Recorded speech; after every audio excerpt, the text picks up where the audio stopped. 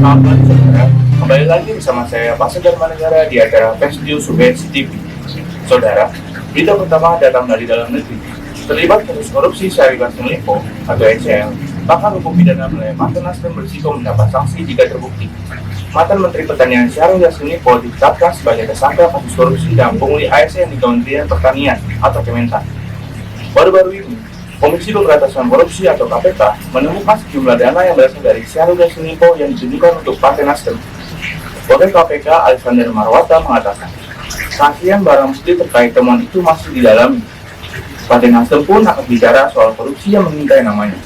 Bendahara Umum Partai Nasdem Ahmad Syaroni membantahnya dan mengatakan tidak ada aliran dana dari rekening SEL ke Partai Nasdem. Selain SEL, dua bawahannya juga ditetapkan sebagai tersangka dalam kasus ini. Mereka adalah Sekjen Kementan Kasih Subagiono dan Direktur Alat dan Mesin Pertanian Kementan Muhammad Hatta. Penggunaan uang SEL yang juga melibatkan KAIS dan Muhammad Hatta antara lain untuk cicilan kartu kredit, cicilan mobil Alphard SEL, reparasi pribadi, tiket pesawat, warga, serta pengobatan dan perawatan wajah warga senilai miliaran rupiah. Kata Wakil Ketua KPK Alexander Marwata saat dibahas di Gedung Merah Putih KPK, Jakarta Selatan, Jumat 13 Oktober 2023. SEL diduga mengambil kebijakan pribadi dengan meminta tagihan kepada ASN tingkat 1 dan tingkat 2 di Kementerian Pertanian atau Kementan. Mantan Gubernur Sulsel ini mematok besaran yang harus disetor antara 4.000 hingga 10.000 dolar Amerika Serikat. Dengan diberlakukannya kebijakan tersebut, SEL telah melakukan tindakan paksaan terhadap ASN Departemen Pertanian berupa mutasi kesatuan kerja lain hingga status jabatannya terpenuhi. Peraturan ini berlaku mulai tahun 2020 hingga 2023. Selanjutnya, dana disalurkan ke SEL setiap bulan melalui dua bawahannya, Kasih dan Hatta. Pengiriman dilakukan dalam bentuk tunai, transfer bank, dan barang atau jasa. Selanjutnya, berita kedua. Badan Meteorologi, Klimatologi, dan Geofisika atau BMKG menyatakan bahwa suhu panas di beberapa wilayah Indonesia, terutama bagian Jawa, Bali, dan Nusa Tenggara lebih terasa panas pada Kamis 28 September 2023. Kuswanto, Wakil Ahli Meteorologi BMKG, mengatakan ketiga wilayah tersebut masih mengalami musim kemarau akibat angin timur. Saat ini, wilayah selatan Indonesia cenderung masih mengalami musim kemarau. Hal ini disebabkan oleh angin timur dari belahan bumi selatan yang membawa massa udara kering masih bertiup cukup kencang, kata Kuswanto Kamis 20 September 2023.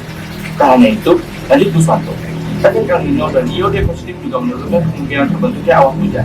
Hal ini akan menunda musim hujan akibat dari kondisi atmosfer yang relatif kering sehingga polutan yang udara sulit terdispersi dan tercuci oleh curah hujan sulit terjadi, tambah Kuswanto. Meski demikian, Kuswanto menyebut bahwa suhu udara maksimum di wilayah Indonesia bagian selatan selama 10 hari terakhir masih normal, yaitu mencapai 35-37 derajat Celcius. Kondisi ini merupakan hal yang biasa dan normal terjadi pada musim kemarau dan periode peralihan musim, kata Kuswanto. Masyarakat di Jakarta dan sekitarnya dilanda cuaca panas dan lembab dalam beberapa hari terakhir. Warga Jakarta harus waspada karena beberapa wilayah ibu kota diperkirakan akan mengalami kondisi kekeringan parah. Peringatan mengenai potensi kebakaran juga diperkuat oleh Dinas Pemadam Kebakaran dan Penyelamatan Provinsi DKI Jakarta. Salah satunya adalah pemetaan kawasan rawan kebakaran di DKI Jakarta. Banyak upaya yang saat ini dilakukan pemerintah DKI Jakarta untuk mengatasi fenomena kekeringan dan El Nino. Upaya yang dilakukan termasuk menetapkan kebijakan kepatuhan untuk pengujian udara, membangun sumur injeksi di banyak wilayah, dan mengembangkan program pengasinan udara. Selain itu, air juga tersimpan di banyak tempat di jalan. Baik saudara, demikian Festival Subvensi TV pagi hari ini. Kami akan kembali dalam 2 jam mendatang dari sekarang. Saya, Pak Darmanegara, pamit undur diri. Selamat menyaksikan acara kami selanjutnya.